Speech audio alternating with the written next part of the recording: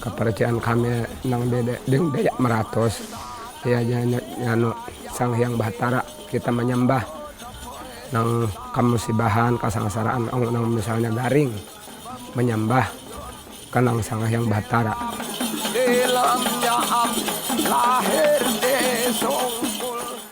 Ya rasa syukur kami terhadap panen besar gitu. Tradisi itu harus diturunkan ke anak cucu kita supaya jangan terputus. Dari turis luar itu kebanyakan mereka melakukan penelitian atau mencari burung yang belum pernah mereka temui. Jadi mereka hanya datang, mencari, melihat foto dan video. Itu udah puas bagi mereka.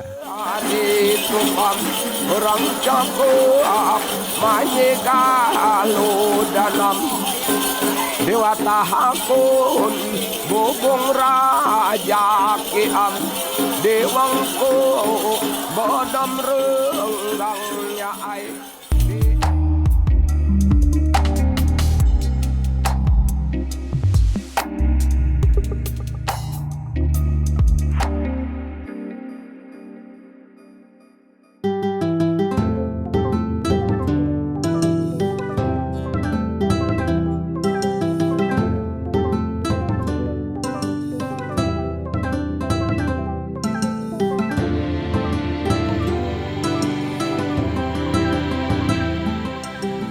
Orang Meratus ini secara tradisional mereka tinggal di Pegunungan Meratus ya. Pegunungan Meratus ini membentang di Tenggara Kalimantan ya. Jadi kalau di Kalimantan Selatan itu dari Kabupaten Tanah Laut ya terus sampai perbatasan Kalimantan Timur dan Kalimantan Tengah. Jadi orang Meratus ini dia tinggal di lembah-lembah, di bukit-bukit, baik di sisi timur maupun di sisi barat dari Pegunungan Meratus. Nah, sehari-hari mereka ini adalah peladang berpindah yang handal.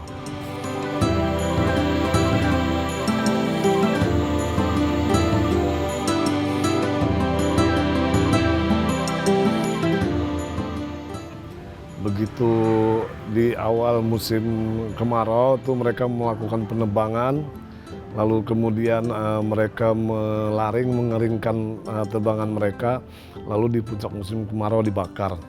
Nah, kemudian di awal musim hujan itu mereka melakukan penanaman.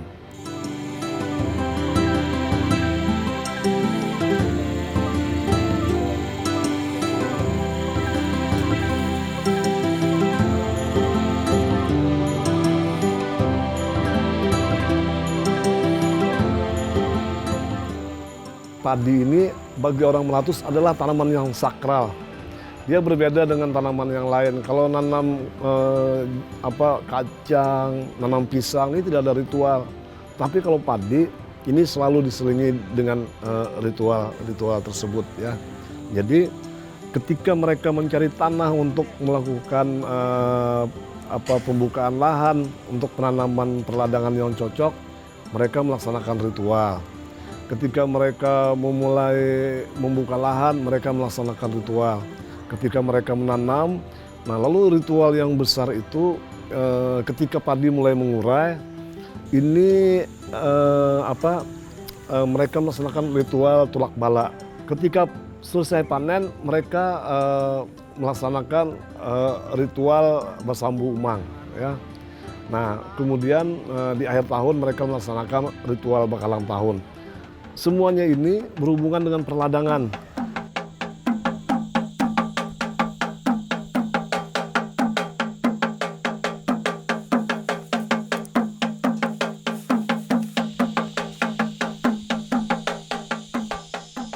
Karena dari desa Haratai ini Bu ada agama Islam, ada agama Kristen, ada agama Kahringan. Jadi yang dari desa Haratai ini ada tiga agama, Mbak. Jadi terkait untuk leluhur agama kepercayaan dari nenek moyang, khususnya kami aliran kepercayaan itu kalau bikin ladang tidak bisa seperti yang di kota-kota, Kalau ini kan untuk daratan tinggi, jadi harus bikin ladang itu di tempat di lereng-lereng gunung. Jadi kalau tradisi dari agama kepercayaan itu turun temurun dari nenek moyang, harus lahan berpindah-pindah. Hasil panennya tidak begitu menguntungkan kalau tidak berpindah-pindah. Kalau di satu tempat aja mungkin kalau untuk yang pertama mungkin bagus, kalau untuk yang kedua kurang panennya gitu. Karena untuk dari dusun Kadayang khususnya, Bu, kalau untuk kami Desa Haratai, karena itu tidak ada pupuk, tidak ada apa, jadi harus ladang itu harus berpindah.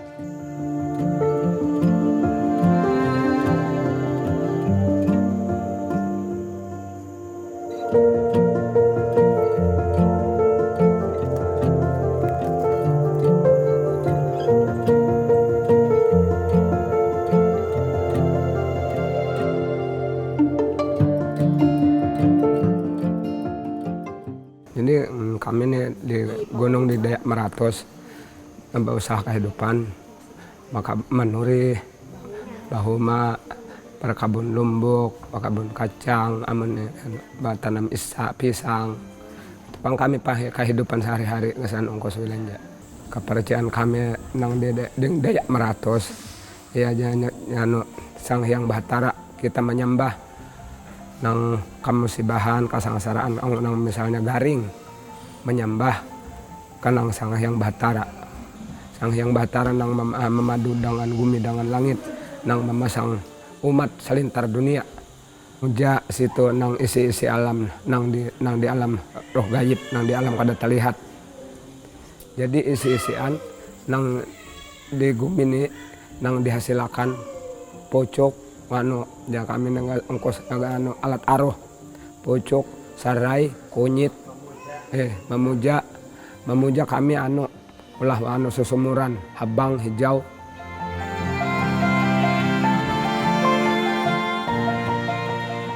Kami ia madakan hukum adat.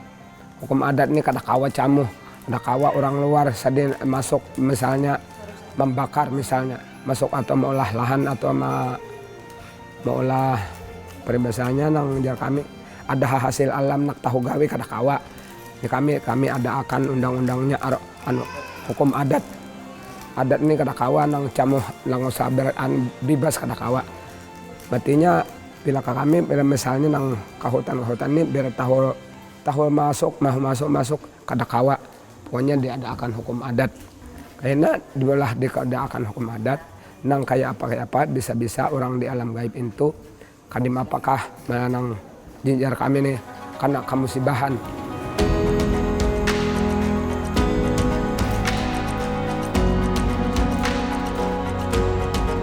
Jadi penting banget sebenarnya bagi kami suku Dayak Meratus karena itu merupakan ketahanan pangan pokok. Jadi tanpa padi kita kemungkinan hidupnya akan susah.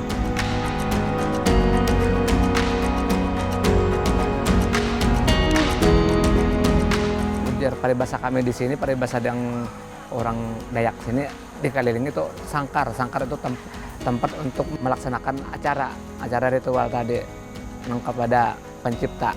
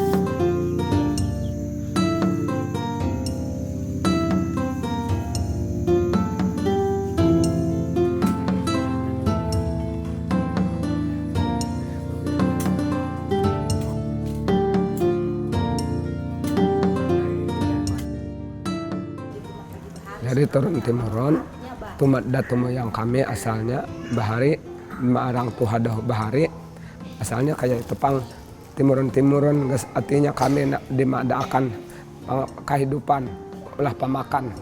Jadi bahuma madakan ulah makanan. Bahuma kayak itu tadi ditabas, ditabangi, dijamur ke matahari kering, isalukot. Hanya di situ pulang dipanduk jar kami dilingai. Hanya untuk melingai salambaran, hanya ditugal pulang. Di awan anak kayu ditugal di baris. Jadi pas dia ujar kami dibanihi kayak itu. Nah jadi banih sampai sampung hari tumbuh. Di situ kami pausahaan nang kehidupan. Iya madakan nih nang kayak ini nih. Diadakan bisa diaruhi ditulak bala. Jar kami tulak bala sambil menyembah ke Sang Hyang Batara, sambil menyembah meminta rezeki keselamatan umat. Ke situ kami menyerah.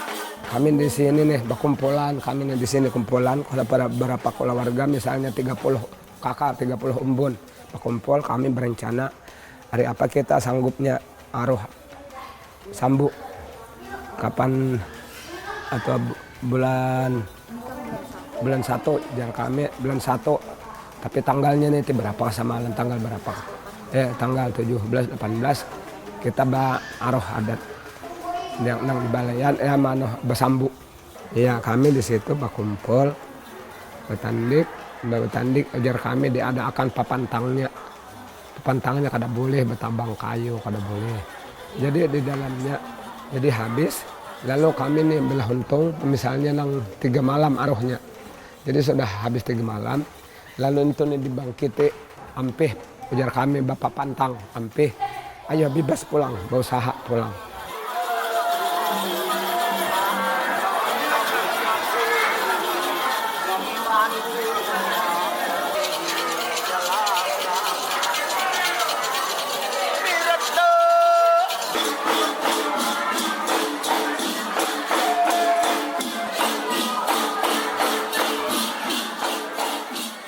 Jadi penting banget sebenarnya bagi kami suku Dayak Maratus karena itu merupakan ketahanan pangan pokok.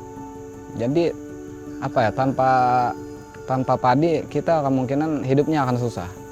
Makanya orang-orang Maratus itu nanam padi dibilang orang petani padi, tapi nggak pernah jadi uang karena selalu disimpan. Jadi disimpan itu di lumbung padi. Yang pertama mungkin kalau kita lihat dia karena hidup suburnya sedang, mungkin lahan-lahan yang kita pakai itu sudah diberikan sesuatu dari yang kuasa gitu.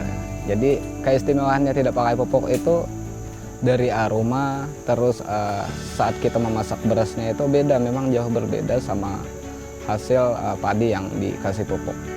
Biasanya kan ada yang dikasih pupuk itu ada yang keras ya, kalau sudah jadi nasi terus kondisi dingin dia keras.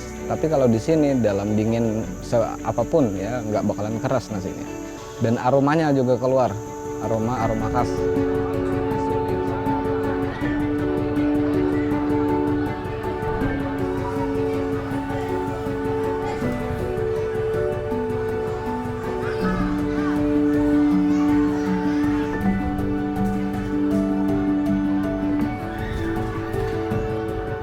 Jadi semua di anggota keluarga itu anak-anaknya dari yang dewasa hingga remaja yang bisa ikut membantu orang tuanya, mereka ikut menyiapkan apapun kebutuhan pelaksanaan upacara, mereka ikut membantu orang tuanya.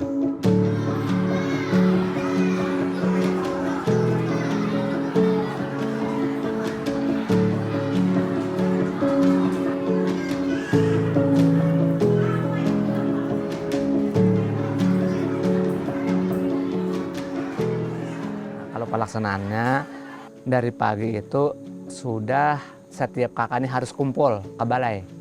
Kumpul artinya melaksanakan persiapan. Persiapan itu yang harus dibikin itu tadi tempat yang harus dikelilingi oleh balian itu tadi. Nah, ujar paribasa kami di sini, paribasa yang orang Dayak sini dikelilingi itu sangkar. Sangkar itu tempat untuk melaksanakan acara ritual tadi kepada pencipta.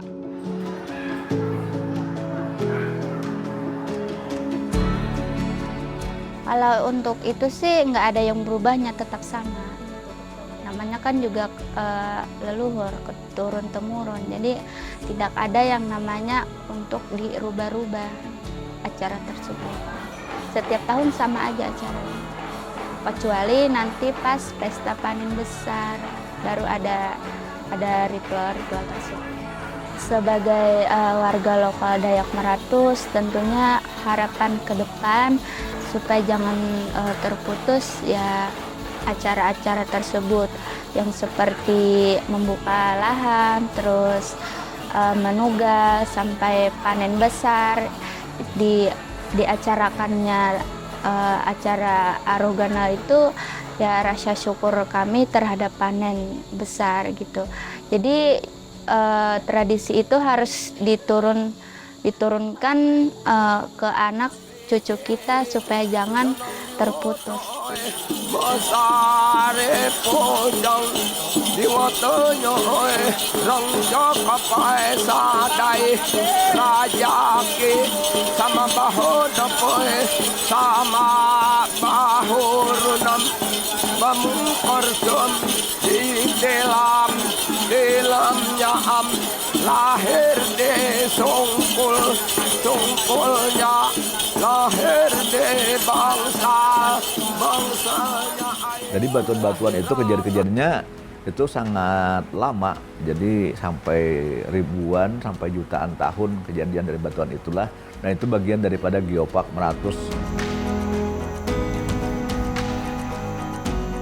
Jadi kenapa kita jaga kebersihannya? Yang pertama, banyak juga dari rekan-rekan pendaki itu, Bang, kalau bisa kami kasih saran ya, pelayanan di base camp udah bagus.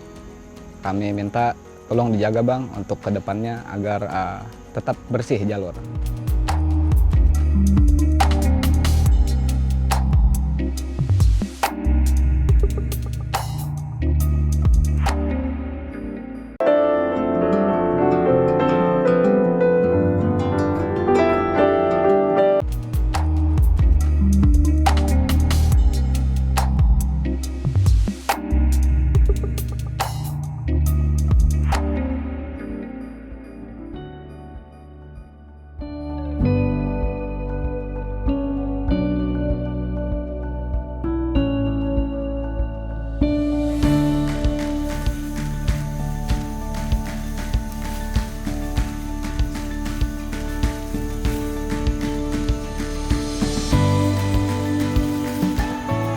Pembersihan dilakukan dalam 3 bulan sekali atau per 3 kali kegiatan ada tamu nanjak ke Gunung Halau-Halakal.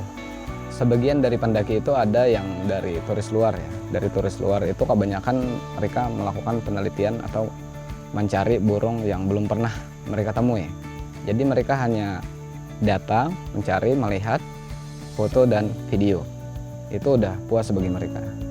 Kalau turis lokalnya itu kebanyakan cuma ingin pernah ke puncak Gunung Halau-Halau dan menikmati suasana di perjalanan.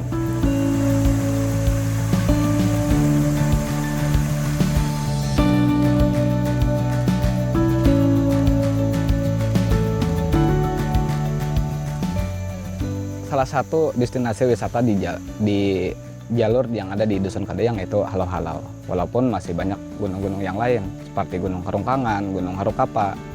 Ya tidak banyak orang yang tahu, padahal untuk keindahan iya, tetapi untuk ketinggiannya itu di bawah dari Gunung Halau-Halau.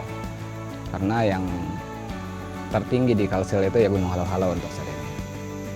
Jadi kenapa kita jaga kebersihannya? Yang pertama, banyak juga dari rekan-rekan pendaki itu, Bang, kalau bisa kami kasih saran ya, pelayanan di base camp udah bagus.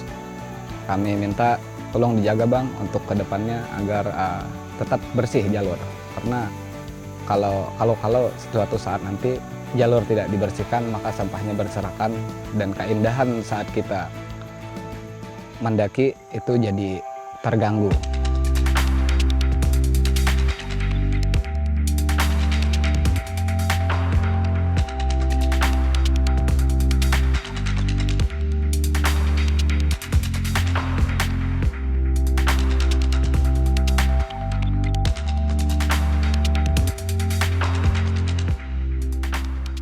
Banyak infrastruktur yang telah kita coba untuk melakukan pembenahan, terutama mengenai jalan dan jembatan agar memperlancar arus wisata yang menuju ke Lok Sado maupun juga masyarakat di sana juga untuk beraktivitas sehari-harinya maupun juga untuk melakukan mungkin aktivitas selain sekolah, pelayan kesehatan, juga distribusi barang ke sana supaya lancar sehingga kehidupan di sana berjalan dengan semestinya. Memang karena keterbatasan lokasi, artinya di jalan di sana hanya sebatas jalan cor beton dengan lebar 2 meter, ketebalan sekitar mungkin 20 cm lah. Jalan cor beton ini yang bisa dimungkinkan untuk dilaksanakan di sana, karena kalau untuk jalan aspal kita tidak bisa, mengingat alat berat kita tidak bisa naik ke sana. Untuk pembangunan panjang tahapannya. Pertama, kita ada melakukan pertemuan di desa, kemudian ada pertemuan di kecamatan, tapi waktu di kecamatan kita ada masuk di sana. Nah, jadi di kecamatan itu nanti beberapa desa terkumpul, kita juga hadir juga, nanti di situ kita akan memberikan penjelasan. Memang tidak semua kondisi di desa di sana untuk pembangunannya ada yang aspal, ada yang jalan cor beton.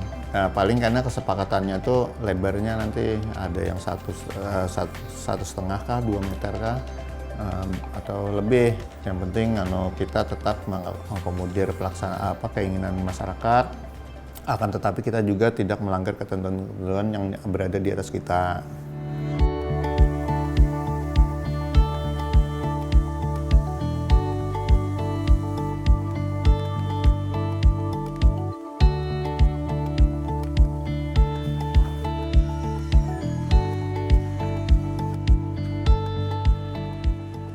Kenapa di sana dijadikan sebagai kawasan strategis pariwisata nasional? Memang dari potensi alamnya dan juga budaya, serta bagaimana kehidupan masyarakat di sana sangat mendukung terhadap dalam pengembangan pariwisata. Karena di sana di samping mengangkat budaya, juga alam. Dan sekarang ini pun kawasan Lok Sado itu bagian dari Geopark Meratus. Jadi batuan-batuan itu kejadian-kejadiannya itu sangat lama, jadi sampai ribuan sampai jutaan tahun kejadian dari batuan itulah. Nah, itu bagian daripada Geopark Meratus. Karena Geopark itu bukan saja budayanya, tapi juga batuan serta kehidupan yang ada di atas bumi, apakah itu binatang maupun tumbuhan. Kalau kita lihat dari data yang dikirimkan dari pemerintahan Kabupaten Hulu Selatan itu, bahwa untuk yang domestik itu sekitar 715.111 orang. Nah, kemudian dari mancanegara itu ada 757. Nah, yang dominan, yang banyak datang ke tempat wisata di Sado itu adalah Prancis dan juga Australia. Nah, ini yang paling banyak yang datang. Jadi kita sangat bersyukur kawasan ini juga diminati oleh dari mancanegara, bukan hanya dari lokal, tapi juga mancanegara juga berminat untuk datang ke Lok Sado.